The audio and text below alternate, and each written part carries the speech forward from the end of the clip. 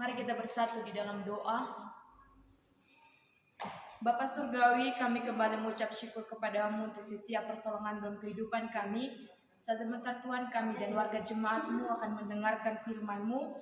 Tuhan yang berkata-kata di atas kami, menyertai hati dan pikiran kami, agar firman-Mu boleh menjadi berkat bagi kami. Kami siap Tuhan untuk mendengarkan firman-Mu. Amin. Salam bagi kita semua. Yang menjadi renungan Natal pada malam hari ini yaitu tertulis di kitab Zakaria pasal 9 ayat 9 sampai dengan 10. Sekali lagi di kitab Zakaria pasal 9 ayat 9 sampai dengan ke-10. Demikian firman Tuhan. Bersorak-soraklah dengan nyaring hai putri Sion, bersorak-sorailah hai putri Yerusalem. Lihat rajamu datang kepadamu, ia adil dan jaya, ia lemah lembut dan mengendarai seekor keledai beban yang mudah. Ia akan melenyapkan kereta-kereta dari Efraim dan kuda-kuda dari Yerusalem. Busur perang akan dilenyapkan dan ia akan memberitakan damai kepada bangsa-bangsa. Wilayah kekuasaannya akan terbentang dari laut sampai ke laut dan dari sungai Efrat sampai ke ujung bumi. Saudara-saudara yang terkasih dalam nama Yesus Kristus, pada malam hari yang berbahagia ini menjadi tema di dalam renungan kita yaitu pengharapan akan keselamatan. Sekali lagi, pengharapan akan keselamatan. Di kitab Zakaria ini kita yakin dan percaya bahwasanya kuasa Allah begitu besar kepada umat yang sangat dikasihinya. Artinya adalah di dalam ayat ini didahului dengan kalimat bersorak-soraklah dengan nyaring. Artinya adalah ada hal keistimewaan, ada sukacita yang meliputi bangsa Israel pada saat itu. Kenapa saya katakan demikian, saudara-saudari? Kita telah tahu bahwasanya setelah masa pembuangan, bangsa Israel telah kembali ke jalannya Tuhan. Setelah masa pembuangan, setelah masa bagaimana mereka diperbudak di Babelonia, mereka telah kembali kepada Tuhan. Artinya adalah Nabi Zakaria dalam kitab ini adalah sebagai utusan Tuhan yang juga di dalam arti nabi yang termasuk ikut di dalam pembuangan. Saudara-saudari yang terkasih dalam nama Yesus, kitab ini berisi tentang nubuat-nubuatan tentang kedatangan Tuhan. Bagaimana bangsa Israel menanti-nantikan raja damai dan adil.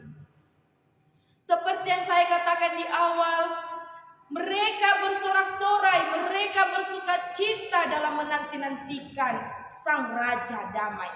Siapakah raja damai itu dan bagaimana efek dan implikasinya kepada bangsa Israel?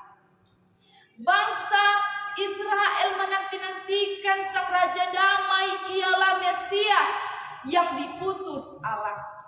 Sehingga pada saat itu umat Tuhan didorong untuk bersorak-sorai. Artinya ada pengharapan di dalam keselamatan mereka.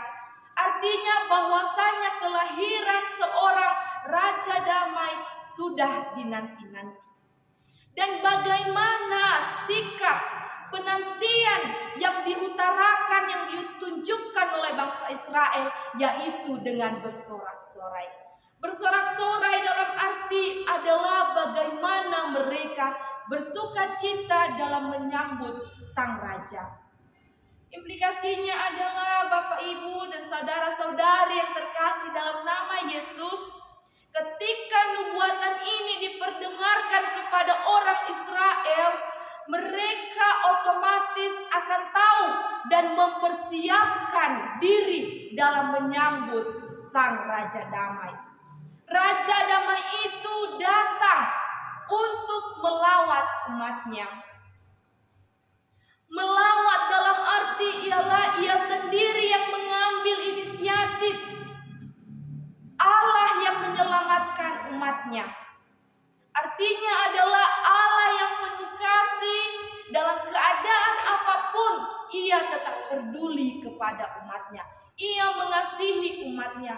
Ia tidak pernah meninggalkan umatnya. Sekalipun umatnya memberontak, sekalipun umatnya meninggalkan dia, tetapi dia tetap berinisiatif untuk memanggil kita ke dalam jalan yang benar. Yang kedua adalah raja yang datang itu adalah adil dan jaya. Seperti yang dikatakan di ayat 9b, yaitu ia adil dan jaya. Ia lemah lembut dan mengendarai seekor keledai beban yang mudah. Artinya adalah seorang raja yang adil, seorang raja yang jaya, seorang raja yang lemah lembut. Sempurna bukan? Otomatis sempurna. Bagaimana kriteria raja yang baik telah dicakup semuanya oleh Tuhan kita Yesus Kristus. Bagaimana karakter raja yang baik adalah hendaknya kita juga menjadi baik seperti karakter yang ditujukan Tuhan kepada kita. Yang terakhir ialah dia memberitakan damai kepada bangsa-bangsa. Di ayat yang ke-10 adalah dia akan memberitakan damai kepada bangsa-bangsa. Wilayah kekuasaannya akan terbentang dari laut sampai ke laut dan dari sungai Efrat sampai ke ujung-ujung bumi. Artinya adalah di dalam Yesaya 9 ayat 6 dia katakan, namanya disebut penasehat ajaib, Allah yang perkasa, Raja yang kekal, dan Raja damai. Artinya adalah selain kedatangan Yesus memberitakan kedamaian bagi kita, hendaklah sukacita di Natal ini dapat membawa damai bagi kita.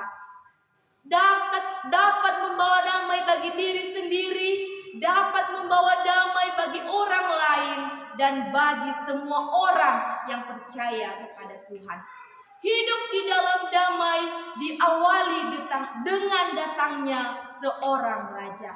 Artinya, mari kita bersukacita, bersorak-sorai dalam menyambut Sang Juru Selamat.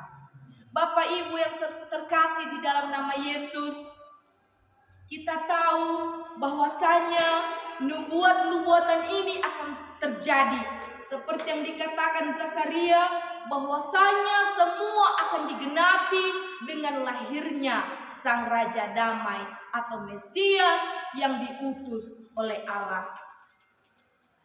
Di samping itu, kita juga harus mengetahui dan kita juga harus dapat menjadi contoh dan teladan dimanapun kita berada. Saat Tuhan mengasihi kita terlebih dahulu, bukan berarti kita juga tidak peduli kepada Tuhan. Artinya saat Tuhan sudah berinisiatif untuk memanggil kita, hendak kita juga berinisiatif datang kepadanya. Artinya adalah saat Tuhan sudah memulai kasih-Nya, hendak kita juga meluaskan kasih, memberitakan kasih. Karena Natal tanpa kasih tidak ada artinya. Artinya adalah pesan Natal di malam ini, mari kita menjadi anak-anak yang membawa damai dan anak-anak yang dapat menyebarkan kasih seperti kasih Kristus di dalam kehidupan kita.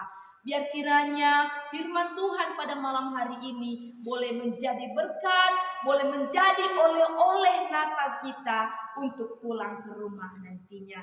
Demikian firman Tuhan. Berbahagialah orang yang membaca, mendengar, serta melakukannya dalam kehidupannya sehari-hari. Amin. Shalom.